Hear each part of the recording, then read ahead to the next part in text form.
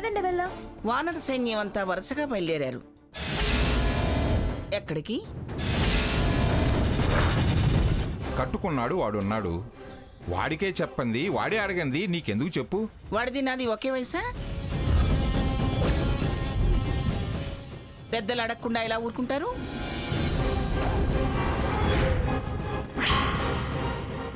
ఎక్కడికెళ్తున్నారో, ఎవరితో తగాదా పడొస్తారో అని. మేమేం తమరు అనుకునే దగ్గరకో సదరపు మనుషులతో తగాదాకి వెళ్ళట్లేదులేండి. అక్కడికి కాకపోతే ఎక్కడికో చెప్పొచ్చుగా. వాసంతి, నువ్వు చెప్పవే. నాకంత వివరంగా ఆ కేసు గురించి తెలీదు. కేసా? మా క్లబ్ మెంబర్లలో భ్రమర అని ఒకరున్నారు. ఆవిడకు వాళ్ళ ఆయన విడాకులు నోటీస్ ఇచ్చాడట. అందుకే ఆయన అడగడానికి వెళ్తున్నాం. ఏమని? నేను చేసుకోమనా?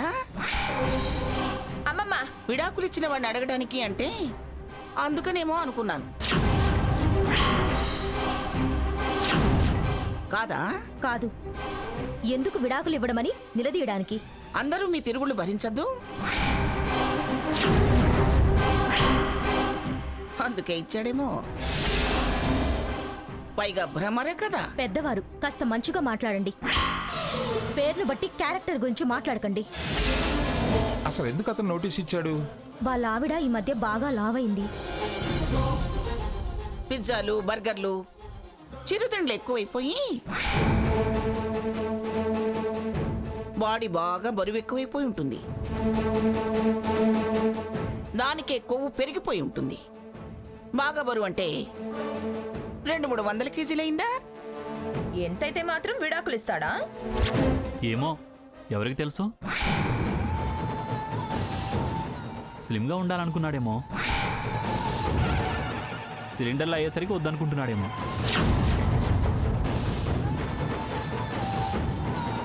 అతను ఒక్కడే అనుకుంటే విడాకులంత తేలిగ్గా మంజూరు కావురా.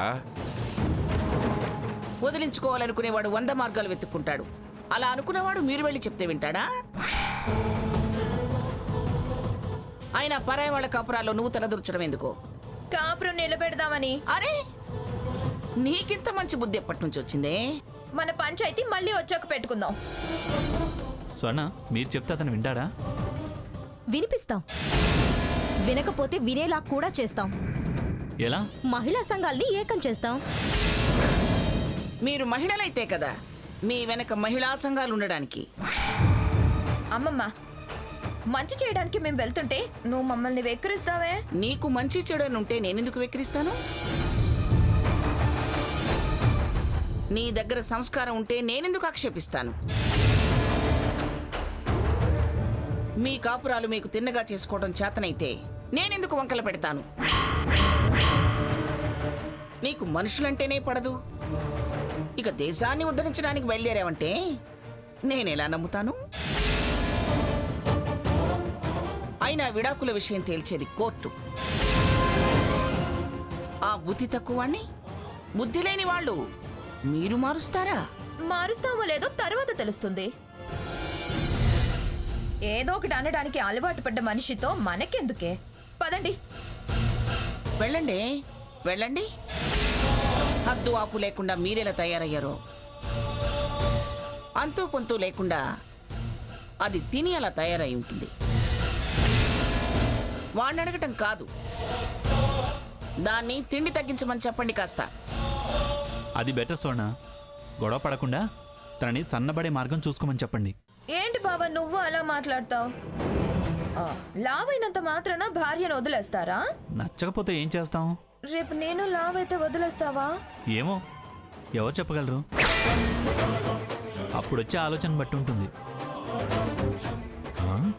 పదవే, సాకేత్ ఏదో జోక్ చేస్తున్నాడు. అవునవును, జోక్ చేస్తున్నాడు. పదండి.